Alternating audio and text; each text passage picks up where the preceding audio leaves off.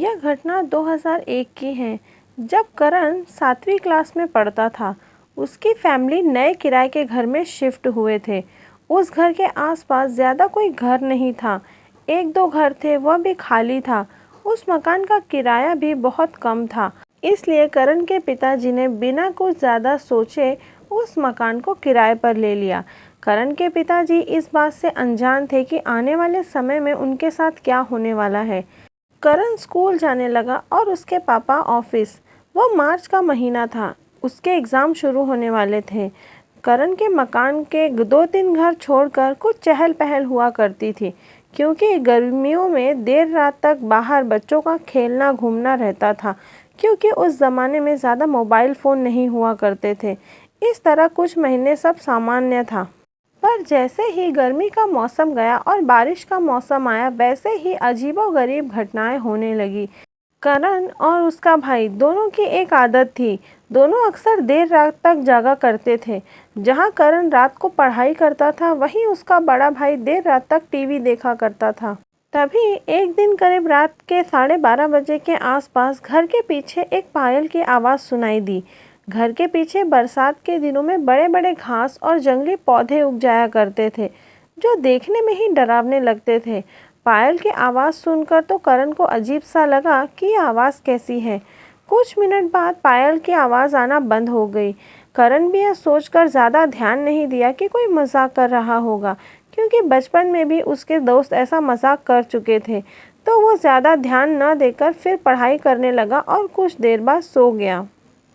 कुछ दिन ऐसा ही चलता रहा। पायल की आवाज़ कभी सुनाई देती, कभी नहीं देती। खास तौर पर शुक्रवार को तो वो आवाज़ ज़रूर आती। अब करण को थोड़ा अजीब लगने लगा था और वो कहने लगता कि ये शरारती लड़कों को ऐसा करके क्या मिल जाता है। उसके बाद से करण ने उस पायल की आवाज़ पर ध्यान देना ही छोड़ दिया था। जब भी ऐसा कुछ सुनाई देता तो वो टीवी देखने लग जाता। पर एक दिन की बात है, जब करण टीवी देख रहा था तो उस दिन सिर्फ करण और उसकी माँ ही घर पर थे। उसके पापा और भैया कुछ दिन के लिए चाचा के घर गए थे। जब वो फिल्म देखकर टीवी बंद किया तो उसने देखा टीवी अपने आप ही फिर से चालू हो गया। उसे लगा रिमोट में कुछ खराबी आ गई है। उसके बाद करण ने टीवी का मेन स्विच बंद कर दिया, पर जैसे ही मेन स्विच बंद करने जा रहा था, तभी फिर से टीवी स्टार्ट हो गया। उस दिन करण सोचने पर मजबूर हो गया कि ऐसा कैसे हो सकता है। स्विच ऑफ करने के बाद टीवी का ऑन होना असंभव है। फिर करण बिना सोचे टीवी का स्विच निकालकर सोने के लिए अपने रूम में चला गया, क्योंकि उसे नींद आ रही थी। अगर करण की जगह कोई दूसरा इंसान होता जिसे इन भूत प्रेतों पर विश्वास होता, तो वो यह सब देखकर बहुत डर गया होता। पर करण इन पर विश्वास नहीं करता था और ना ही कभी उसने ऐसी कोई भूत की कहानियाँ सुनी थी या कोई और ना ही भूत या उनसे रिलेटेड कोई मूवी उसने टीवी पर देखी थी। तो उसके लिए यह घटना से गुजरना ज़्यादा कठिन नहीं था। वो आज तक उसे एक टीवी की खराबी ही समझता था। खैर, इसी तरह दिन बीतते गए और करण ने यह महसूस किया कि माँ और पापा की आजकल बात बात पर लड़ाई हो जाती थी। कभी कभी तो बात बहुत बिगड़ जाती थी। ऐसा पहले कभी नहीं होता, पर क्योंकि करण उस समय बहुत छोटा था तो इन बातों पर ज़्यादा गौर नहीं करता था। उसे भी गुस्सा बहुत आ जाता था। वो बहुत जल्दी ही गुस्सा होने लगा था और जब भी उसे गुस्सा आता, वो अपने पैर पर ही डंडे से पूरी ताकत के साथ मारने लगता। वह पल बहुत ही अजीब और डरावना था, क्योंकि ऐसा वो पहले कभी नहीं करता था। आज जब उस घटना की सच्चाई का पता चला तो करण सोचकर ही कांप जाता है। एक दिन की बात है, ठंड का मौसम शुरू हो चुका था।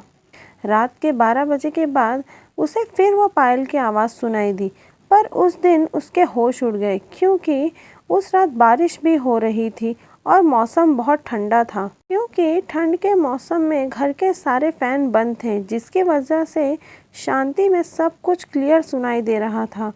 उस दिन करण पहली बार बहुत डर गया था, क्योंकि अभी तक वो पायल की आवाज़ को किसी लड़के या लड़की की शरारत समझता था।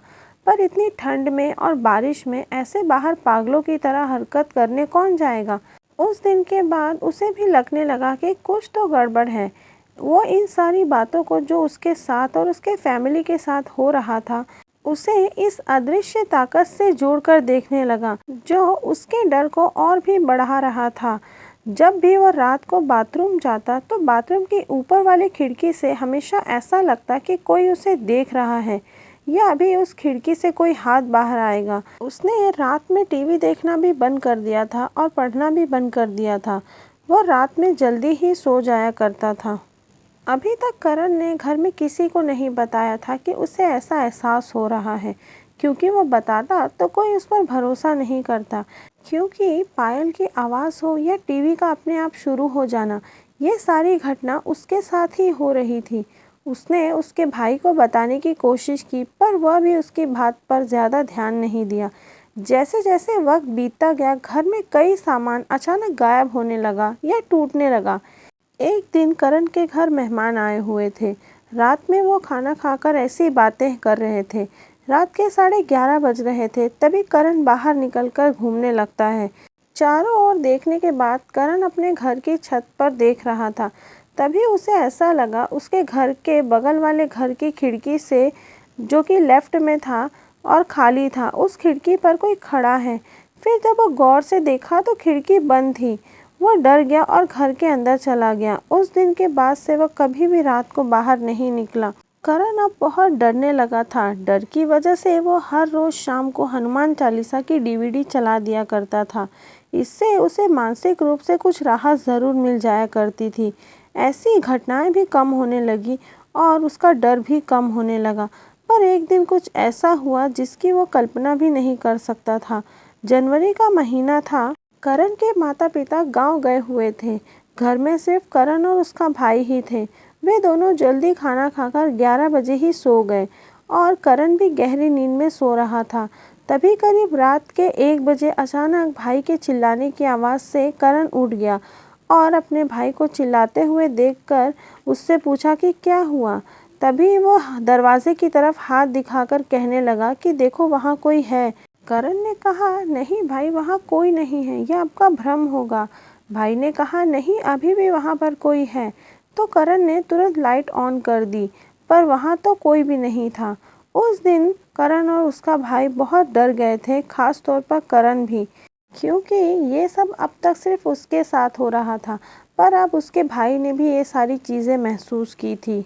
उस रात करण और उसका भाई 4 बजे तक लाइट ऑन करके जागते रहे। फिर 2 दिन तक सब कुछ ठीक था। फिर उसके 2 दिन बाद वो हुआ जिसका डर हमेशा करण को लगा रहता था। करण सो रहा था, तभी उसे कुछ अजीब सा एहसास हुआ। उसकी आँख खुल गई। उसने महसूस किया कि खिड़की के पास कुछ है। करण अपनी आंखें बंद करके चादर ओढ़कर सोने लगा। पहले तो उसके भाई को आवाज़ लगाने की उसने कोशिश की, पर उसके मुंह से आवाज़ भी नहीं निकल रही थी। कुछ ही देर बाद उसे एहसास हुआ कि कोई बहुत भारी चीज़ उसके ऊपर आकर बैठ गई है। करण डर की वजह से रोते हुए पूरी ताकत के साथ चिल्लाने की कोशिश कर रहा था, पर आवाज़ ही नहीं निकल पा रही थी। किसी ने ज़ोरों से उसके पैर को दबा कर रखा था। वह डर के मारे कुछ बोल भी नहीं पा रहा था। यह दबाव बहुत ही अजीब और डरावना था। कुछ पल ऐसा महसूस हुआ कि अब करण जिंदा नहीं बच पाएगा।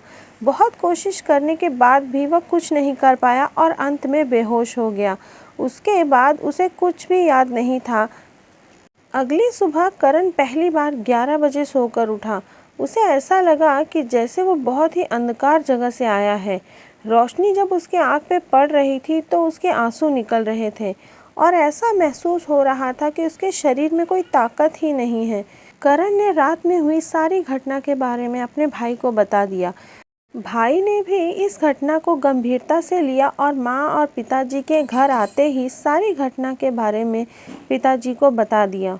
रात के 12 बजे के बाद पायल की आवाज़ का सुनाई देना, घर में सामान का चोरी होना, सामान टूटना, घर में लड़ाइयाँ होना, इन सब का कारण भी बताया।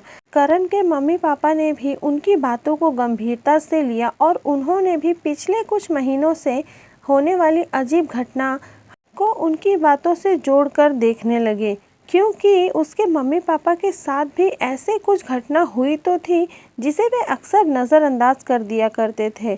फिर अंत में करण के मम्मी पापा ने बिना कुछ सोचे किराए के मकान को छोड़ने का फैसला कर लिया, पर उससे पहले करण के पापा ने उस घर में पहले कौन रहता था और इस सब घटना के पीछे का कारण जानना चाहा। करण के पिताजी ने पड़ोसी से यह जानने की कोशिश भी की, पर किसी ने कोई सही जवाब नहीं दिया। इसकी वजह था मकान मालिक, जिसने सभी पड़ोसी को पहले ही चुप रहने के लिए कह चुका था। पर एक दिन करण के पापा एक अंकल से मिले, जो पहले यहाँ इसके आसपास रहा करते थे। उन अंकल ने करण के पिताजी को बताया कि आज वो जहाँ रहते हैं उस घर के पीछे ही एक लड़की की लाश मिली थी, पर आज तक पता नहीं चला था कि उस लड़की ने खुदकुशी की थी या उसका मर्डर हुआ था। और उन्होंने बताया कि अभी करण के पिताजी जहाँ रहते हैं उस घर के बगल में ही खान अंकल अपनी फैमिली 3 बेटे और 2 बेटियों के साथ रहते थे। यह सारी घटना 7 महीने पहले घटित हुई थी। तब से यहाँ कोई भी किराएदार नहीं रहता है। अचानक से उनका पूरा परिवार कहाँ चला गया किसी को पता नहीं चला। जो लाश मिली थी वह उनकी बेटी की ही थी। उस दिन करण के पिताजी को पता चला कि मकान मालिक इतने सस्ते में यह मकान उसके पापा को किराए पर क्यों दिया था। उस दिन के बाद से करण के घर वाले उस मकान को छोड़कर चले गए। कई साल बीत चुके हैं, पर आज भी वह मकान उसी तरह सुनसान पड़ा हुआ है। वह इलाका ही पूरा सूना हो चुका है। उस घर के पीछे अजीब भयानक सा जंगल बन चुका है। अब वहाँ लोग भी नहीं रहते। वहाँ के अधिकांश घर टूट चुके हैं, पर वह घर जिसमें करण और उसकी फैमिली किराए पर रहती थी, वह आज भी उसी तरह खाली और जर्जर हालात में एक खंडहर के रूप में है। तो दोस्तों, ये कहानी यहाँ ख़त्म होती है। मैं उम्मीद करती हूँ यह कहानी आपको अच्छी लगी होगी।